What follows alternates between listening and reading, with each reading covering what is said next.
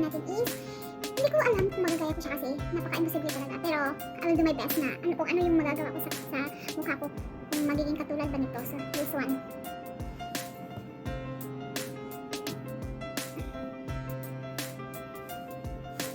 Paano ko siya makita kasi maano siya na dito.